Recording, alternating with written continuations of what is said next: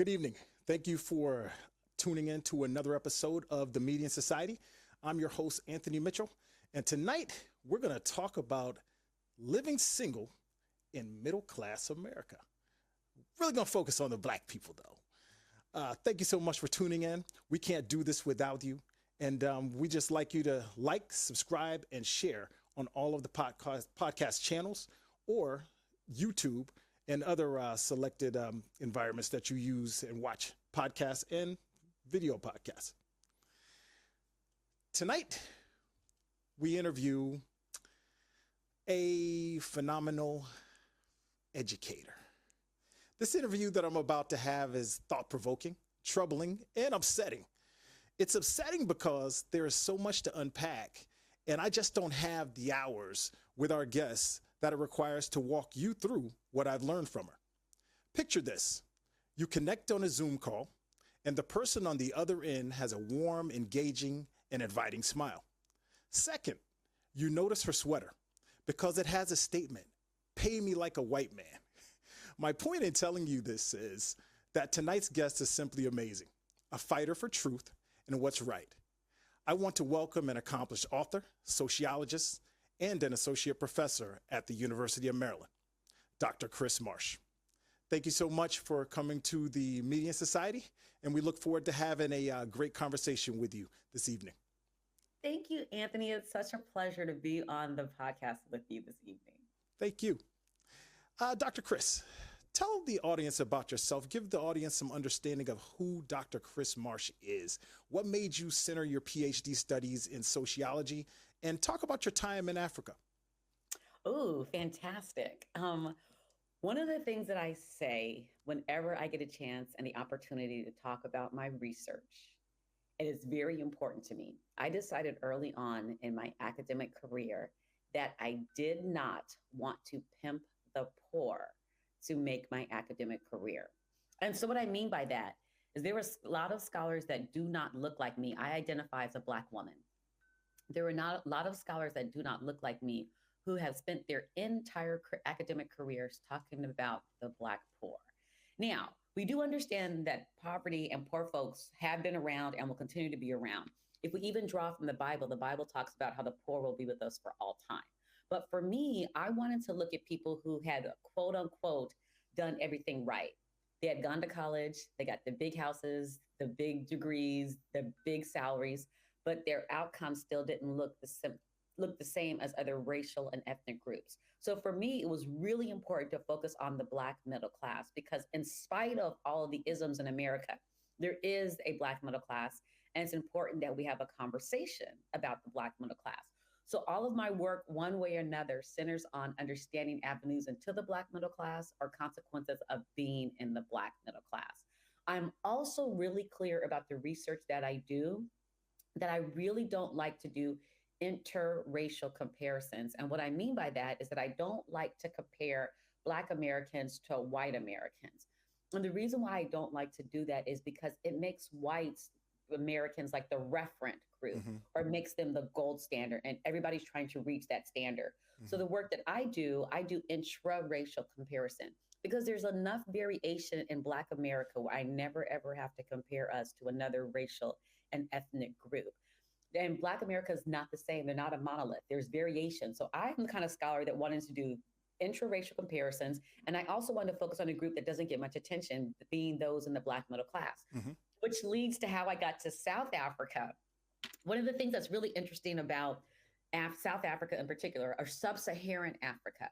When you talk about sub-Saharan Africa, people often think about HIV, AIDS, famine, and apartheid. But there is a thriving Black middle class in spite of all of that in South Africa. So I, Kris Marsh, as a scholar of the Black middle class in America, wanted to juxtapose the Black middle class in South Africa to see what the similarities and differences were. I was in South Africa 2017, and I met some of the best people. They are truly the salt of the earth of the people in South Africa. And I've been back several times, and I'm hoping I can go back in the next couple of years. And I plan to write a book with some of my collaborators in South Africa about the Black middle class in the South African context. But because I am sensitive to the people that I study and I'm sensitive to the scholarship that I want to do, that's going to be a book that's going to be published in this with a South African publisher. Hmm. I will not come back to America and publish a book in America about South Africa. It'll be available in South Africa. If Americans want to read it, they would have to go to a South African press to actually read that book. Interesting. So, what in general, what made you actually go over to that part when you were in your studies? What drew you over Um, there? So I am a sociologist and a demographer. And so what we do know is like demographically, Blacks make up about 12 or 13% of the US population. So it's interesting to understand the Black middle class as a racial minority Hmm. in racial numeric minority in America. But what about in South Africa, where Blacks are the majority? And how and in what ways does the conversation change? So that's why I wanted to study South Africa and juxtapose it with the US. Okay. Interesting. Okay. That's interesting. I mean, a lot to unpack, as I told the audience at the beginning. And we're going to dig in even deeper. Now that you guys know about Dr. Kris and what drew us, my brother and I, to have her on the Media Society, now we're going to dig in even a lot deeper. We're going to talk about her book, The Love Jones Cohort. Matter of fact, for those that have not seen it, this is her book. And we are happy to, sort through it over these next few minutes with her. Okay, wait, really quick, because you just showed a picture of the book, could I just talk about the cover really quick? Absolutely. Okay, so it's so funny because first of all, it was like 7 years delayed in getting the book done, but that's a whole nother conversation for a whole nother day. So I was rushing to get the book published.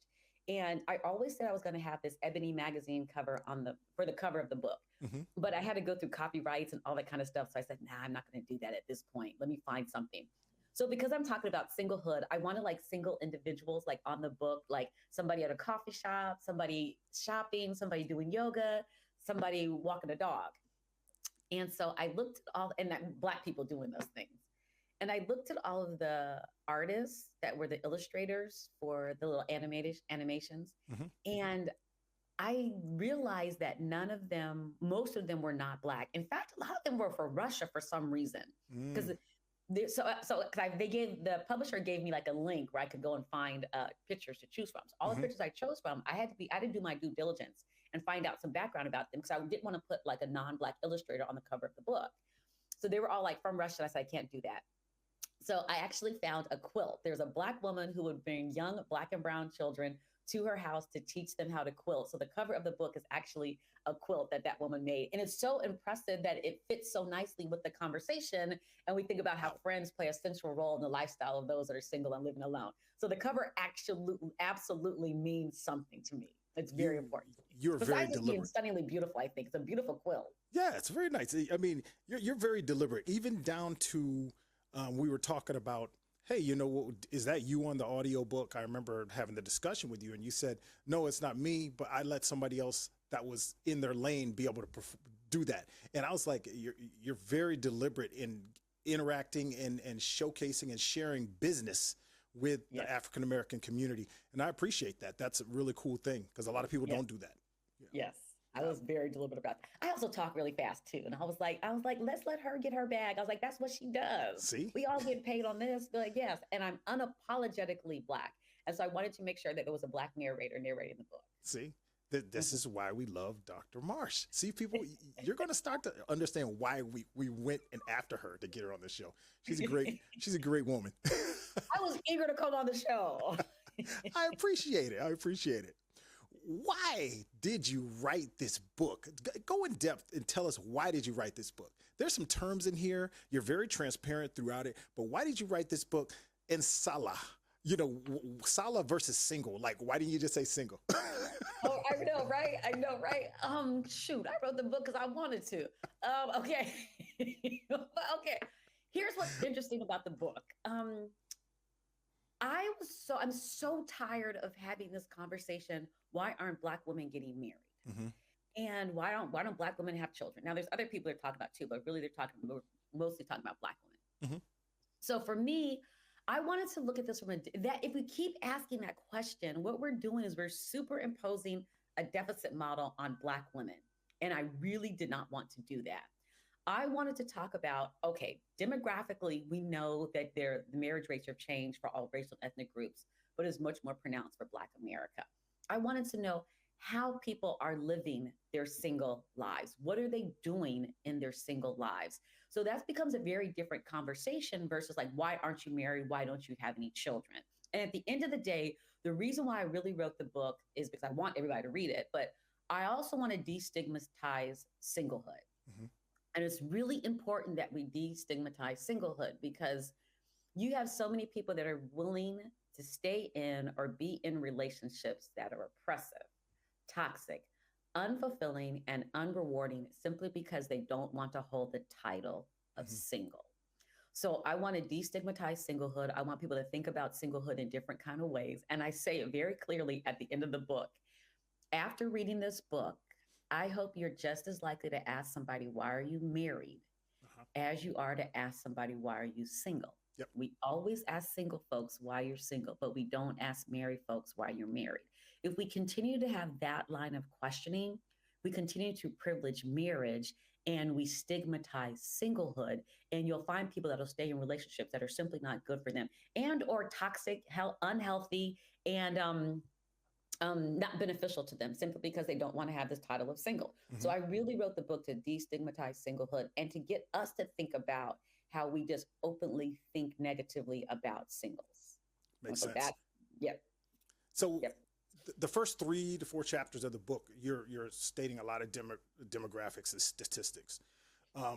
What made you structure the book this way? I mean, you structured it from a perspective that I think people that are, scholars would understand.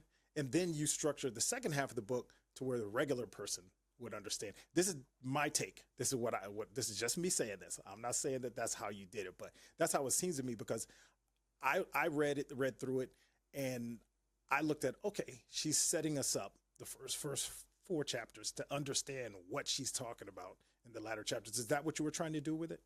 Oh, yeah, yes, yes. And so I guess these young folks out here say, like, Dr. Marsh brought receipts. I got receipts. So what I wanted to do is anything that we talked about, like in the narratives, because the book is an academic book. I want to make sure that everybody does understand that. Mm-hmm. But even though I talked to 62 people, I think it is, that were single and living alone. I wanted to talk about their experiences, but I also wanted to dovetail that where I could with like other research and with also like national data to say Mm-hmm. this isn't just an individual conversation. There's national data that suggests that some of these things might be happening on a national level as well. So for me, it was really important that I brought receipts or I have receipts. Mm-hmm. But I'm the kind of academic where I did not want to write a book for my colleagues. I felt like if I wrote a book for my colleagues, then I would have disenfranchised an entire group of people. Mm-hmm. And I did not want to write that kind of book. And I say all the time that I wanted to write my book for Pookie and them. So Pookie and them, everybody knows who Cousin Pookie is. We all got a Cousin Pookie. Every racial and ethnic group has a Cousin Pookie. We just happen to call him Cousin Pookie in Black America.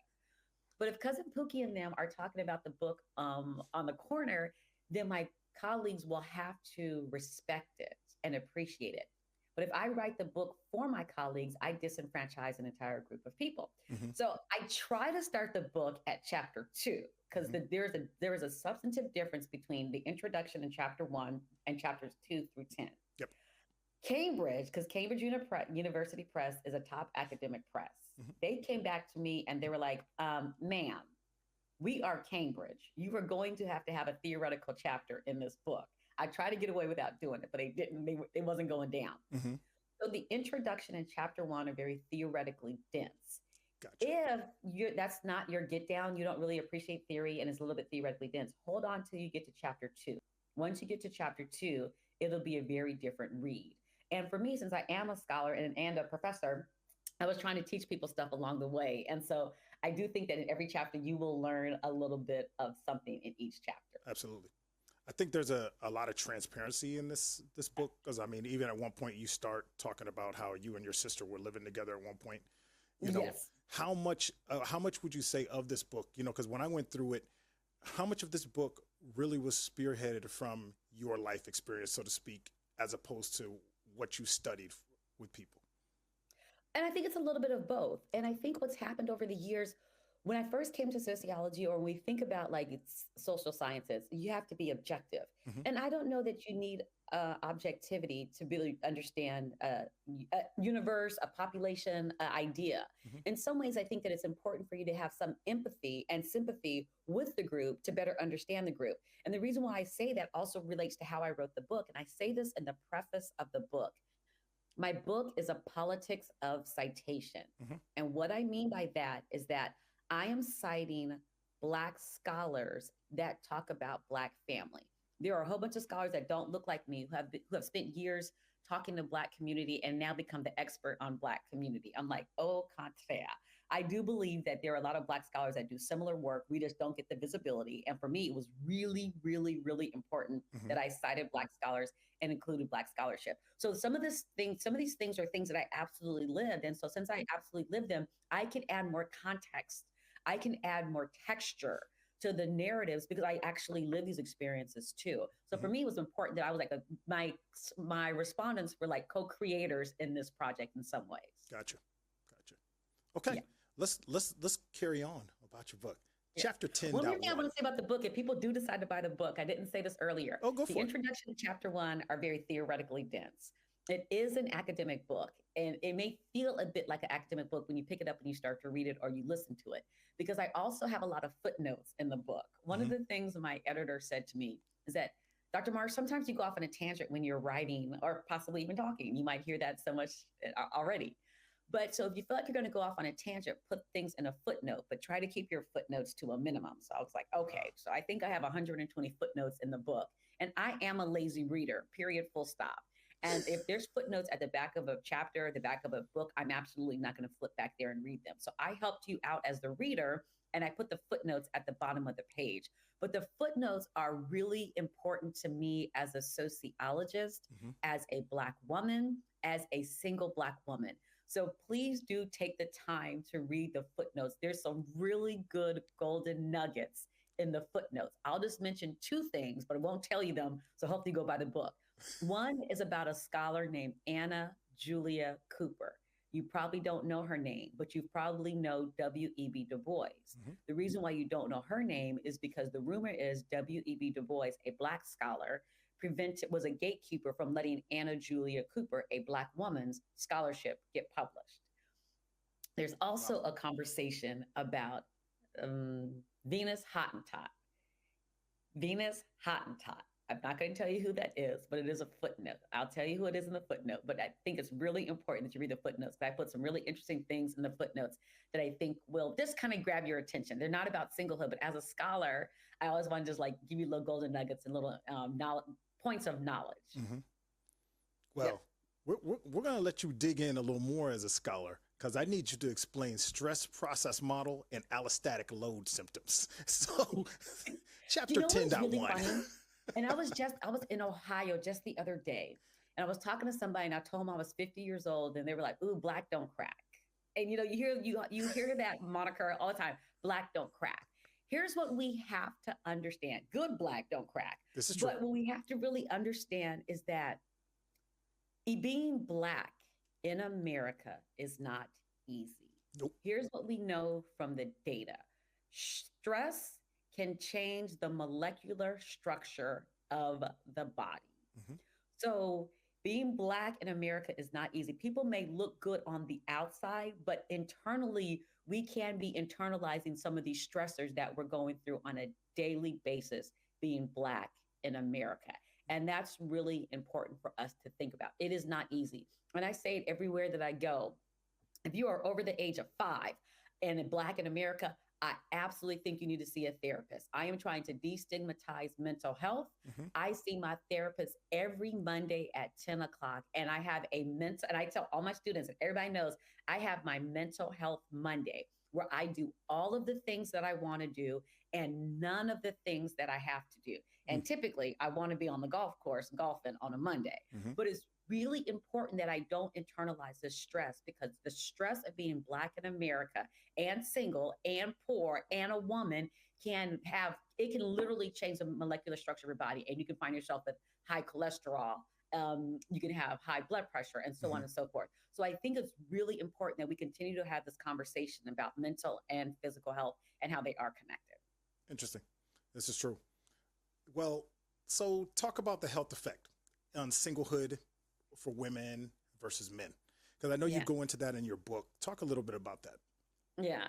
And one of the things that is important about the book, and I talk about like situational loneliness and situational depression. Hmm. People often think like, oh, you're single, you're lonely. And that's like so incredibly baffling to me that people think just because you're single, and when I say single, I'm talking about never married, don't have any children. Gotcha. You're supposed to be lonely.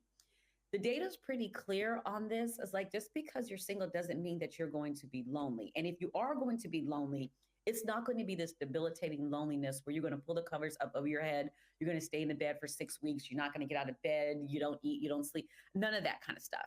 You may have like this situational loneliness where you might be kind of a little down for a day or so, Hmm. especially around like the holidays where you have like Valentine's Day, which is February 14th, Yep. and everything is catered to being in romantic relationships.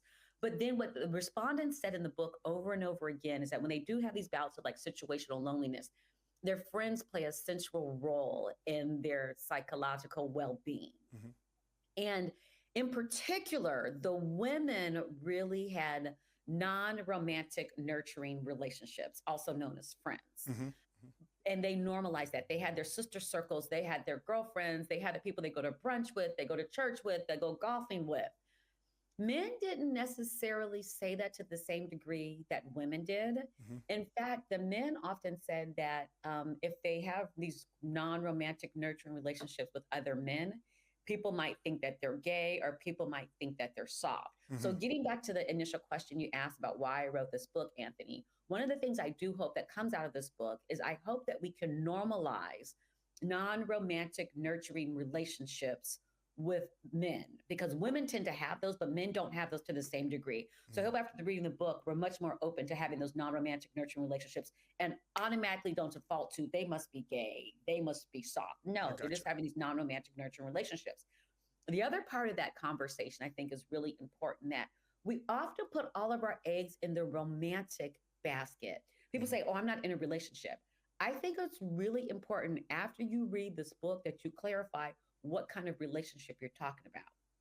Because although you may not be in a romantic relationship, we have a ton of non romantic nurturing relationships. Hmm. So you need to clarify what kind of relationship you're in, because to not do that, you're just kind of like just degrading or not giving much respect to the non-romantic nurturing relationships that you're in. When you say I'm not in a relationship, you're just not in a romantic one. But we're Hmm. all in relationships and we need to put value in those relationships. Let me tell you why, because there's some data that is suggesting that people that are partnered and or married, as their partner gets sick, they're actually leaving the relationship because they actually don't know how to navigate a sick partner. So your friends are going to show up for you. Your non-romantic nurturing friends are going to show up for you. Your partner may or may not be there for you, which makes me want to lead to another point in the book. Hmm. You want to make sure that even if you do partner or not, you also cultivate those non-romantic nurturing relationships, because a lot of people are like, I just want to get married, I just want to get married, I just want to get married, I just want to get partnered. And that's going to like take care of all of your social ills. Yeah. But the data is pretty clear too. People who are long-term never married tend to be happier and they tend to live more full lives because they have a network of friends that they have that they can do things with. But people that are married, they put all of their eggs in the marriage basket, Hmm. and then they find themselves returning back to singlehood because of separation, widowhood, or divorce, Yep. and they don't have friends. They forsake all their friends. Now they just don't even know how to navigate life as an older adult. Yep. That's interesting. You brought that up, and it actually brought something to mind because my brother and I, we lost our mom last year early, and my dad, who's now with me and my brother up here in D.C. You know, they're from Florida, so different way of living. But I see exactly what you're talking about. There's a loneliness aspect because he's been 35 years with my mom, and Yeah, then where he's at this point where he doesn't have that my mother there. So I can see exactly what you're talking about, where right. like the friends are not there and things like that. And he doesn't have that part of a relationship to go back to where there's support friends there. Right. And it's so funny because, like, I think years before I wrote the book, I would go into like a little coffee shop and I saw, like, a couple like Black old men like sitting together, and I Hmm. didn't understand it, but I so absolutely understand it now. Yep. Now, I hope we don't have to get into this conversation where I don't want my husband or my wife or my partner to have friends outside of my relationship. If that is your get down, you need to look at yourself and understand why you don't want your friends, your partner to have friends outside of the relationship. Yeah. It's healthy. Yep. It's just healthy. I mean, the data is pretty clear. It is healthy to have friends, non-romantic, nurturing friendships, relationships out of your partnership or out of your No, marriage. I think you're right. I think that there are, fortunately, my mom and dad weren't like that. My mom was the more outgoing. My dad was the more insular person. There's no doubt about it. My mom was super outgoing, all over the city, doing stuff with the, council and all those different things. She's always been like that. My dad he's always been the more insular person. Um, Yeah. and I see that even with myself and my wife. My wife is very insular, but I'm more of that outgoing person. I mingle with everybody. It doesn't matter who it is.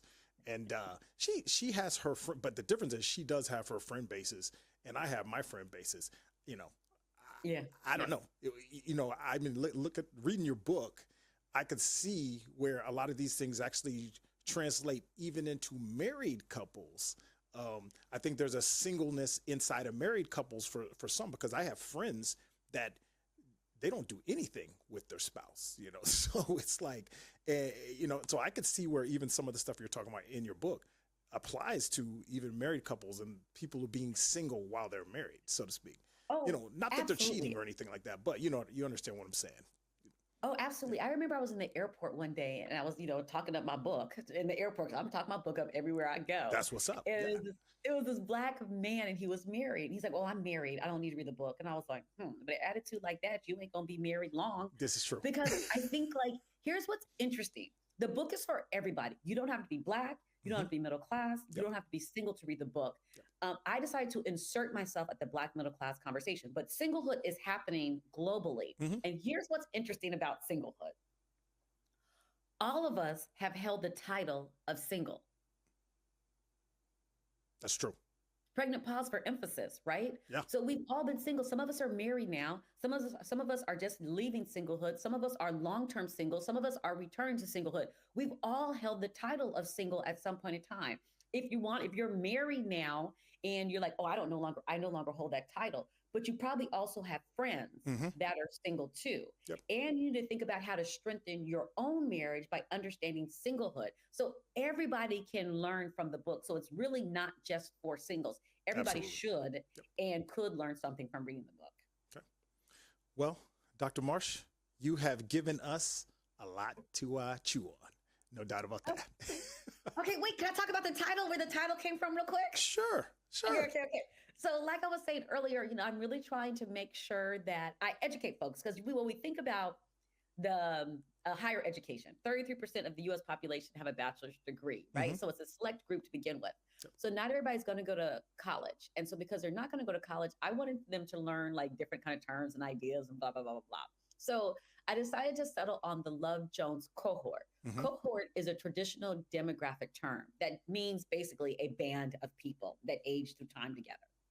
They're just a band of people. Okay. It's really funny because my mother doesn't have a PhD in sociology, but my mother be running around using cohorts. She's like, "Chrissy, I was in the grocery store and these cohort of people." I was like, "Mother, that's not how you use cohort. Stop using cohort." It's like the church cohort. I was like, "Mother, just stop it." But I really want people to use a term that they may not have access to or may not really have thought of before.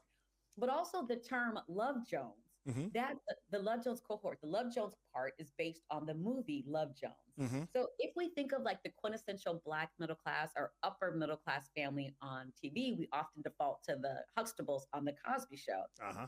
But 25 or 26 years ago, Love Jones came out. And in that movie, we started to see a demographic shift of the character away from young Black professionals, away from married couples to Uh-huh. young Black professionals who weren't married and don't have any children.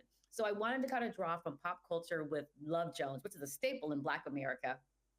And then I wanted to bring in my education as a demographer and Uh-huh. put cohort on it. So that's how I came up with the title, The Love Jones Cohort, which is so interesting. And when you write a book with an interesting title, a couple of things happen. Like Mhm. one of my dearest colleagues, who is an older white man, he was like, Kris, I'm so intrigued to see what the Love Jones cohort is. I bought a copy of the book and I was like, bet, pay me my little $3 for my book.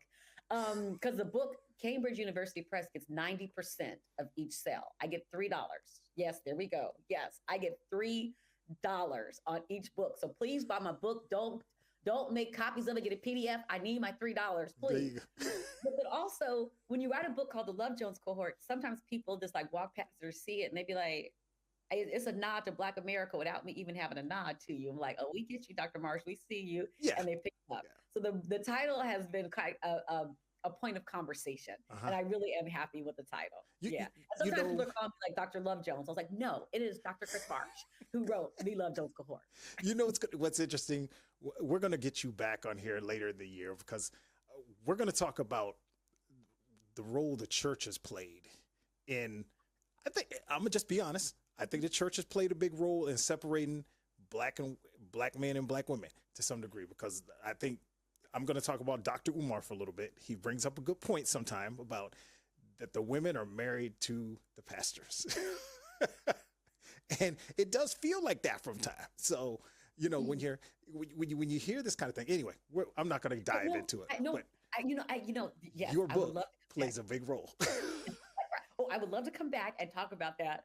I also want to talk about my class. I'll talk about that briefly. But cool. with the Black church, I actually kind of I didn't come for the Black church, but I could have in the conclusion, I think. So I talk about Black institutions and how Black institutions, they have to think about how they talk about singlehood and how they think about marriage and how marriage becomes like the pinnacle. That's like the ultimate degree of success. Yep. And I think the Black church is indicted in that conversation. And I didn't come for them, but I kind of alluded to the Black church in the conclusion. Yeah. I am a woman of faith. Yep. So I was also very hopeful that once I wrote the book, all these Black churches are going to have me come out and I was going to be talking to their singles groups. Well, that hasn't quite happened yet, but we're going to see. Because they're going to say it's too secular. Right. Well, you're right. So I haven't gotten there yet, but the book's only been out for about a year. So I am still hopeful that some Black church will be open to the conversation and will be open to having me come there. But I think that Black churches in some ways, they're doing a disservice. Like, how does this stay single and saved? I'm like, excuse me? Yeah. I have a whole chapter about wealth management and estate planning. And we need to talk about that with singles, especially if you don't have a partner and you don't have children. Yep. It's really important.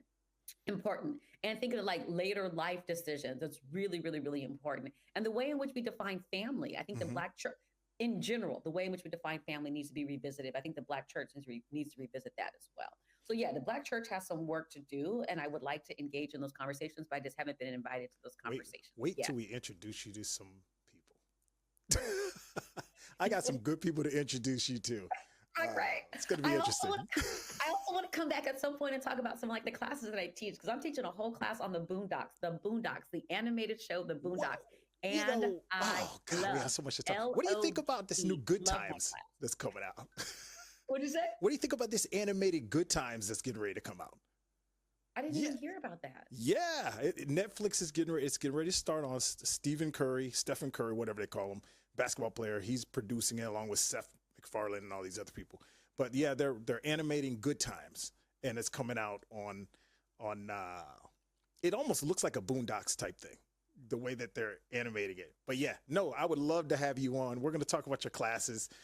Oh man, it's so good to know all these professors. I'm telling you. I didn't know about the Good Times. I'm excited to see that. But I do think like sometimes with students, it's sometimes harder to have a conversation when you don't use the animation. It's easier to get through because Boondocks has a great social commentary that runs through that. And you do a class on this. Like actual live people. If Uncle Ruckus was actually Clarence Thomas, if Uncle Ruckus was a real person, it'd be harder for the students to kind of like engage with the conversation. But I do think that the animation, we can engage with this brilliant, smart, thoughtful social commentary that runs through the Boondocks. And I'm curious to know what they do with Good Times. I'm really curious. I'm going to be looking out for that. So thank you for that. I don't like when I've seen some of the things on, I was like, oh God. I'm going to let you, I want to hear you. We're going to talk about this. I'm going to shoot you an email and just say, hey, did you see the first couple episodes? Let me know what you think. right? So it's like this manifest and latent function. It's like, okay, so you're seeing it at the surface level, Uh-huh. but what is the more critical? As long as people are consuming the good times critically, I'm good with that. My students have to receive Boondocks critically now. And Okay. like Dr. Marsh, I'm seeing something completely and totally different. I'm like, that's what I'm trying to get you to do because I have a responsibility to my students to get them how to think, to get them to think critically. So think about what they're consuming on the big screen, the little screen, and on social media. So the best compliment my students can give to me is like, oh my gosh, I'm looking at the Boondocks differently. That tells me that I've engaged your critical thinking skills. And that is the best thing for a professor to do for their student. Okay. Well, Dr. Marsh, I'm going to give you the last word. What do you want the audience to take away from things we spoke about today, or just things you want them to know? One of the things I want to say, and I didn't get a chance to say this during the conversation, is I want us in the book, and because I am a sociologist, I want us to think of singlehood not necessarily as an individual choice, but think about how systemic or structural forces constrain personal choices. I want to say that again. I want us to not think about singlehood as an individual circumstance. Because if we do, people that are on this call or people that know people that are single, be like, oh, woe is me, I'm single, I can't find anybody, I'm not light enough, I'm not dark enough, I'm not tall enough, I'm not thin enough, my butt's not big enough, my hair's not long enough, my butt's too big, my hair's too, all that. It becomes an individual conversation. But Mm-hmm. as a sociologist, one of the things I'm really trying to get people to think about is think about how structural or systemic forces shape personal choices. Mm-hmm. If I were to say that differently, I want us to think about how racism constrains personal choices. If I were to give you an example, if I, Kris Marsh, want to marry another Black male PhD who owns his own home, makes $250,000, and has estate planning, he's simply not there. Mm-hmm. So whether or not I'm currently single by choice or by force, I have to understand at a 30,000-foot view that my dating pool is already constrained before I even decide whether or not I'm going to partner, marry, or continue to stay single. So it really is important that we have a systemic conversation about singlehood. It cannot just be left at the individual level because that's short-sighted and that's not the full context. That's great. That's great. Thank you so much for letting the audience hear that from you directly. We appreciate you stopping by, Dr. Marsh. It's been a great conversation, and we look forward to many more with you as a new friend of the Median Society. Absolutely. It's such a pleasure to be here. Thank you.